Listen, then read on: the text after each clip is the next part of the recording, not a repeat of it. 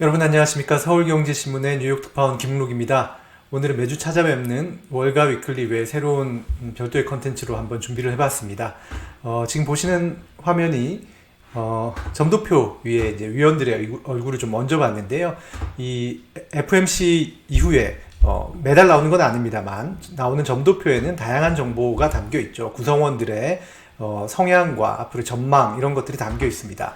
그런데 이제 올해 FMC는 위원회 구성이 좀 바뀝니다. 그리고 그 위원들의 구성의 성향도 많이 다르고요. 그래서 이제 그 금리 정책의 향방을 조금 힌트가 될 수 있겠습니다. 그분들의 구성의 변화와 성향이요. 그래서 오늘은 영상을 끝까지 보신다면 점도표를 읽는 법부터 해서 올해 이제 FMC 구성이 어떻게 바뀌는지, 그분들은 또 어떤 성향을 가지고 계시는지 이런 것들을 좀 아실 수 있게 될 것 같습니다. 이게 12월에 나온 FMC 점도표입니다. 이게 밑에 보면 연도가 있고 그 위에 점이 찍혀 있죠. 이게 그 위원들이 회의에 들어가서 FOMC라는 회의에 들어가서 2002년도에는 금리가 어느 정도로 끝날 것이냐 이런 것들을 찍어 놓은 겁니다. 2023년에는 이렇게 두 분은 5.5에서 5.75까지 가야 된다 이런 분들도 있었고 과반에 가까운 절반 정도 되시는 분들은 5.0에서 5.25 정도로 보신다는 것을 알 수 있죠. 그리고 내년이 되면 기준금리가 3.0, 3.25까지 떨어져야 된다고 보시는 분들도 계시고 한 분 계시고 5.5 이상으로 유지해야 된다 이런 분들도 한 분 계신다라는 그런 의미입니다. FMC는 미국의 통화정책을 정하는 회의죠. 연준이 1년에 8번 개최를 하는데요. 여기서 이제 기준금리는 물론이고 통화정책이라고 하는 예를 들어서 양적 긴축을 할지 양적 완화를 할지 양적 긴축을 하면 어느 정도 규모로 할지 이런 것들을 이제 정하는 그런 회의가 되겠습니다. 그 회의에 들어가는 사람들이 이제 위원들이 FMC 위원들이 점을 찍는 건데 이걸 가만히 한번 세볼까요? 각 연도를 세보면 몇 개가 나올까요? 2022년 12월 같은 경우에는 이게 19개가 나옵니다. 2023년도 19개겠죠. 2024년도 19개입니다. 이건 결국 이제 19분의 위원이 경제 전망을 하고 경제 전망에 대해서 토의를 한다라는 그런 의미죠. 근데 이제 경제 누가 몇 퍼센트를 전망하고 있다. 기준금리를 몇 퍼센트가 될 것이라고 전망하고 있다. 이렇게 세세하게는 안 나옵니다. 그냥 이렇게 나오는 정보는 이렇게 점을 찍은 분포도와 그리고 이거에 대한 각각의 중위값 이런 것들이 나오는데요. 예를 들어서 2022년에는 페더럴 펀드 레이트 기준금리가 4.4로 끝날 것이다. 지금 4.25에서 4.5 사이니까 4.4 정도 될 것이다. 이게 중위값이라는 겁니다. 2023년에는 5.1%로 끝날 것이다. 이런 식의 전망과 점도표 이게 두 개가 나오는데요. 지금 아까도 했지만 지금 대부분이 이제 5.0 이상을 보고 계시잖아요. 위원들이 19분이. 누가 가장 위에 있을까요? 누가 이 가장 매파적인 그 성향을 가지고 있을까요? 저는 아마 제임스 블라드 이분이 될 거다. 이분이 아마 이 정도 찍지 않으셨을까 이렇게 예상을 했는데 반전이 있었어요. 이게 며칠 전 제임스 블라드 세인트루이스 총재신데 이분께서 나는 사실 여기 찍었다라고 이렇게 고백을 하셨습니다. 여기가 아니라는 거죠. 이분보다 더 매파적인 분이 계시다는 겁니다. 제가 좀 일부러 좀 매파적으로 나온 분위기에 사진을 좀 뽑아왔는데 제임스 블러드 세인트루이스 여는 총재 같은 경우에는 한 두어 달 전이었나요? 이렇게 강연하면서 테일러 룰이라는 그 기준금리를 정하는 어떤 규칙 같은 거에 준하면 7%까지 지금 가야 될 수도 있다라는 발언을 하셔가지고 시장을 한번 놀래켰던 분이시죠. 그러면 이제 누가 이렇게 갈 것이냐. 심지어 2025년에도 기준금리가 5.5에서 5.75% 사이를 유지해야 된다. 이런, 말씀을 하신 분이 계시는데, 제 생각에는 이분이 유력한 것 같습니다. 이분이 누구시냐면, 에스더 조지, 총재신데요. 여는 총재십니다. 캔자스시티 총재신데, 이분이 1월 6일 날, 인터뷰에서 뭐라고 하셨냐면, 내년까지 5% 이상을 유지해야 한다 라고 말씀을 하셨어요. 지금 점도표를 보면 내년에도 5% 이상 유지해야 된다라고 말씀하신 분이 두 분 계시잖아요. 보고 계시는 분이. 그런데 그 중에 한 분이 에스더 조지가 고백을 하셨습니다. 네, 나다. 그게 나다. 근데 제 생각에는 이게 유력하지 않을까. 그냥 저의 추측입니다. 왜냐하면 평소에 이제 성향이라는 게 있으니까. 이 부분은 이제 뒤에 조금 더 자세히 얘기를 해보겠습니다. FMC에는 총 19분의 위원이 참여하시는데요. 연준이사 7분과 연방준비은행 총재가 12분입니다. 일단 뭐 연준이사부터 볼까요? 여러분들이 좀 아시는, 누구나 다 아는 제롬 파월 의장이 계시겠죠. 그리고, 이제 또 새롭게 부의장직을 하고 계시는 레이얼 브레이너드 연준 부의장이 계십니다. 그리고 또, 부의장이 한 분 더 계세요. 마이클 바라는 분이 계십니다. 근데 이분이 이제 좀 자주 이제 언론이나 접하기 힘든 이유는 이분은 이제, 금융 감독, 규제 감독 이런 것들을, 건전성 감독 이런 것들을 주로 하시는 분이기 때문에 통화 정책에 대해서는 발언이 많지 않으세요. 그래서 아마 우리가 자주 보지는 못할 겁니다. 그리고 또 이런 분들이 계십니다. 이분들은 뭐 자주 못 뵀죠. 계십니다. 엄연히 우리와 같은 하늘에 존재하고 계시는 분들이고요. 아마 특히나 이제 여기 가운데 리사쿡 연준 이사와 필립 제퍼슨 이사 같은 경우는 지난해 5월 선임이 되셔서 아직까지 이제 막 적응기를 거치고 계시고 이래서 외부 발언이 많지는 않으세요. 하셔도 이제 뭐 인플레이션이 아직 높아서 기준금리를 제약적인 수준으로 유지해야 됩니다. 이 정도 발언만 하시기 때문에 익숙지 않으실 수가 있습니다. 이렇게 7분이 있고요. 그 다음에 연방준비은행이라는 게 있는데, 연준이 이제 여기 워싱턴에 별표가 있는 이 본부만 있는 것이 아니고 이 미국을 12개 지역으로 나눠서 이렇게 각 지역에 연방준비은행을 두고 있습니다. 그 은행들이 각 지역 그 은행들을 대상으로 이제 현금도 뭐 분배를 하고 건전성도 감독을 하고 뭐 은행 기본적인 연준의 업무를 지역별로 나눠서 하는 겁니다. 예. 지금 뭐 여기 12번 같은 경우에 보면 샌프란시스코라고 나와 있죠. 샌프란시스코는 한 이쯤 있을 겁니다만 이제 여러 개의 주를 묶어서 이렇게 합니다. 굉장히 이렇게 맞는 주가 많죠. 여기 뭐 하와이와 괌도 있겠죠. 샌프란시스코가 다 합니다. 어쨌든 이렇게 12개 지역에 각 연은의 총재들이 계세요. 그분들이 나머지 12분을 FOMC에 들어가는 12분을 구성합니다. 어느 분이 계시냐? 존 윌리엄스 뉴욕 연은 총재가 계십니다. 이분 같은 경우에는 이제 실질금리가 아니라 실질금리의 중요성을 이야기하시는 분이죠. 1년 정도 뒤에 인플레이션보다 기준금리가 한 1.5% 정도 더 높은 게 적당한 거다. 이렇게 얘기를 합니다. 예를 들어서 2024년에 3.5% 정도 2023년 말에 3.5% 정도일 것이다 하면 거기다 1.5%를 더 하면 기준금리는 5.0% 정도가 적당하다. 그래서 지금 연말에 한 5.0% 돼야 된다. 이런 식으로 말씀을 하시는 분입니다. 그리고 또 어느 분이 계시냐면 수전 콜린스 보스턴 연은 총재가 계시는데 이번에 25bp 0.25% 올려야 된다. 그렇게 말씀하신 분이고요.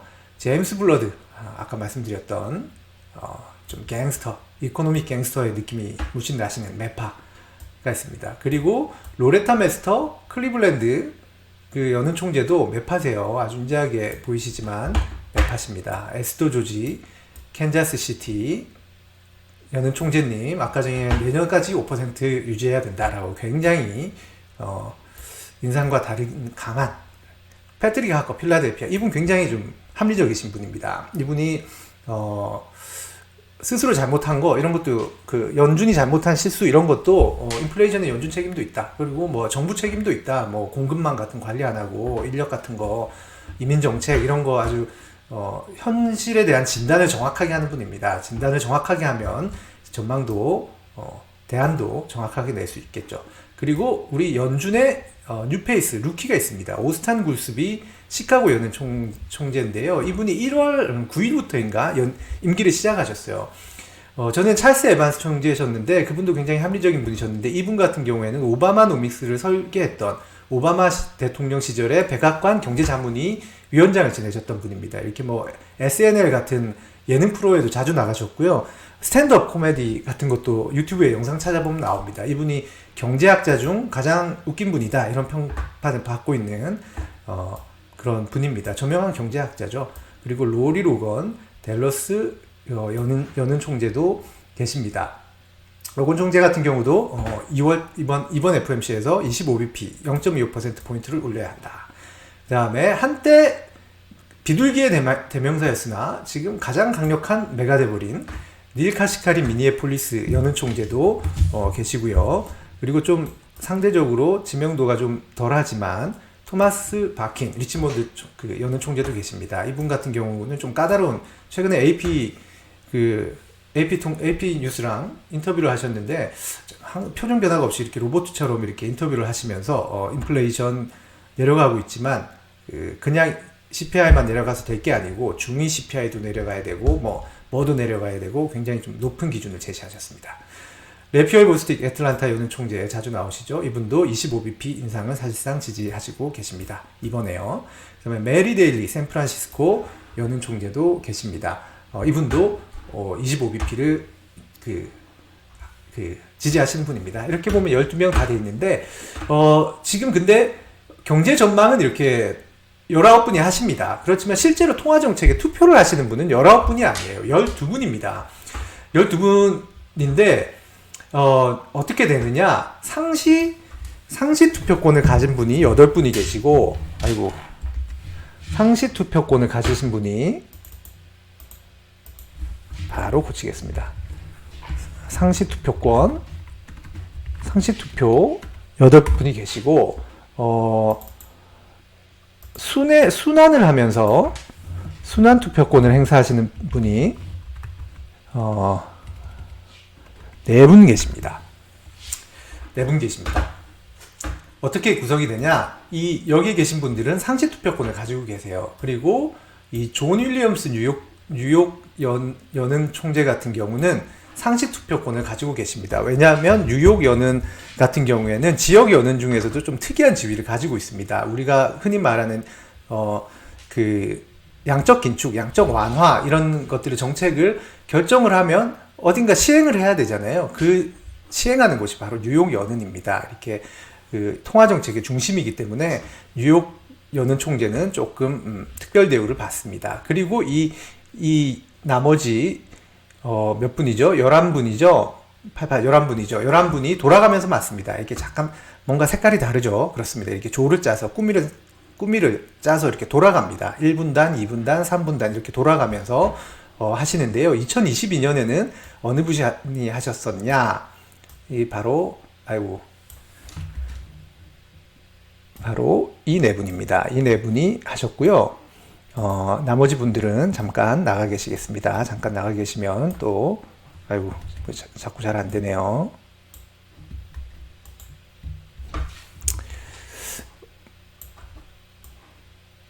잠깐 나가 계시고, 여러분들도 잠깐 나가 계시면 다시 불러드리겠습니다. 이게 2022년의 멤버 구성입니다. 그런데 우리가 이렇게 12분이 하셨는데, 이 12분을 한번 성향별로 한번 나눠보죠. 어떤 성향을 가지고 계셨나 한번 나눠보겠습니다.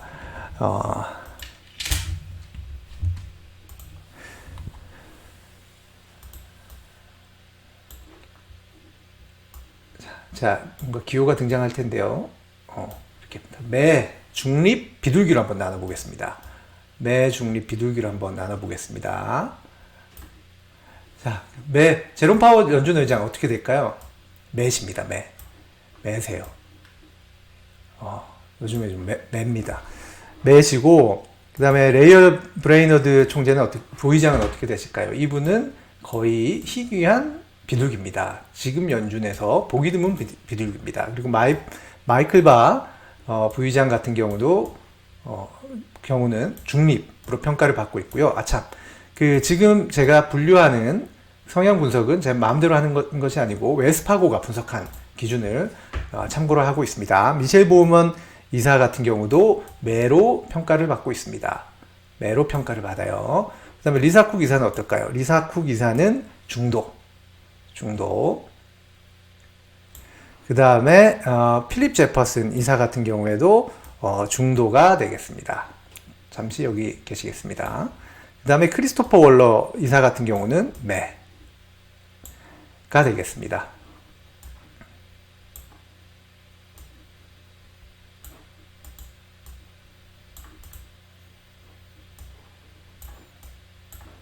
네. 또 누가 남았죠?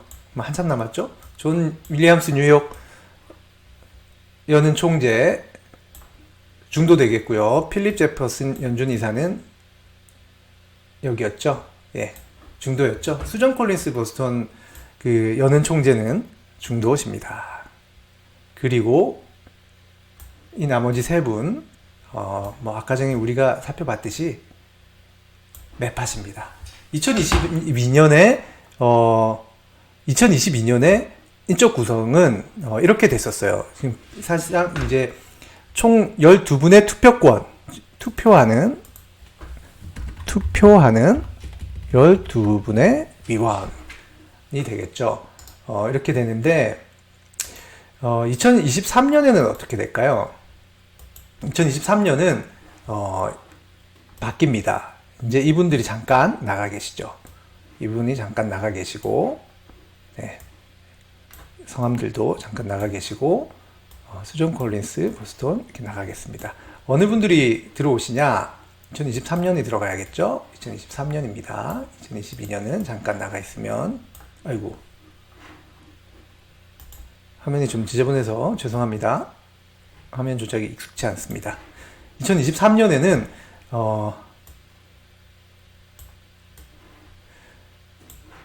저희 회색으로 된 이분들이 들어가게 됩니다. 자, 성향을 한번 볼까요? 닐 카시카리, 한때 가장 비둘기였으나 지금 가장 강력한 매가 돼버린 닐 카시카리. 미니애폴리스 총재는 매파로 평가를 받겠죠. 패트릭 하커, 필라델피아 중도입니다. 로리 로건 댈러스 중도입니다. 오스탄 구스비, 우리 뉴페이스 중도로 평가를 받습니다. 자, 이렇게 구성의 변화가 됩니다. 지금 아까 보면 이제 2022년 같은 경우에는 매파가 6, 중도가 5, 비둘기가 1이었는데 지금 이제 인적 그 성향상 구성이 많이 바뀐 걸 알 수가 있습니다. 2023년에는 매파가 6명에서 4명으로 줄었고요. 중도가 7명으로 과반을 넘었습니다. 전에는 5명이었는데 2명이 늘었죠. 그리고 레이얼 브레이너드 부의장이 그 비둘기로 남아 있습니다. 지금 이제 중도가 지난해 같은 경우에는 통화 정책을 매파가 주도로 했다면 이제는 중도가 좀 더 중도의 목소리가 커진다라는 그런 의미가 되겠죠. 특히 주목해야 될 분이 레이얼 브레이너드 부의장인데요. 이분은 혼자 계시지만 영향력이 결코 작지 않습니다. 지난해 10월에 이분이 어떤 인터뷰를 하셨냐면 긴축적인 통화 정책이 쌓이는데 이것은 쌓인 긴축적인 통화 정책이 실질적으로 효과를 발휘하려면 시간이 걸린다. 그거를 평가를 제대로 하려면 조금 이제 시간을 둬야 된다. 조심해야 된다. 그래서 그 인터뷰 뒤에 다음 달에 나온 정책이 바로 속도 조절이었습니다.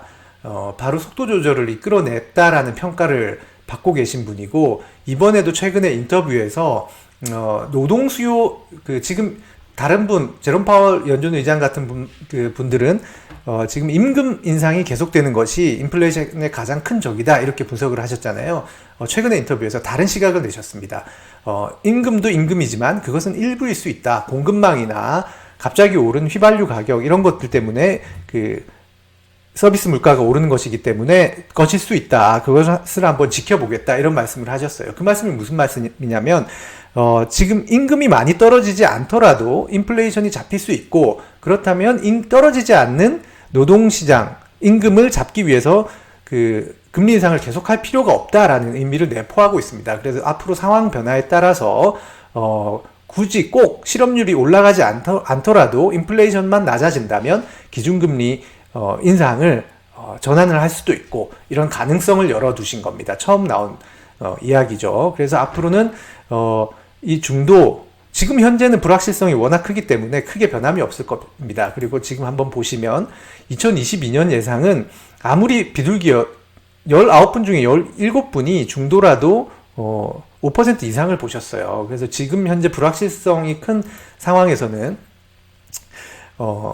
바로 이제 뭐 최종 금리 인상 전망이 낮아진다든지 기조 전환이 이루어진다든지 이렇게는 힘들겠지만, 시간이 지나면서 인플레이션이 떨어지는 추세가 본격화되거나 어떤 뭐 경기의 변화가 조금 더 불확실성이 좀 거쳐지면 이분들이 본격적인 목소리를 내기 시작할 수 있을 것 같습니다. 2023년의 변화입니다. 오늘 준비한 소식은 내용은 여기까지고요. 오늘도 행복하시기 바라겠습니다. 감사합니다.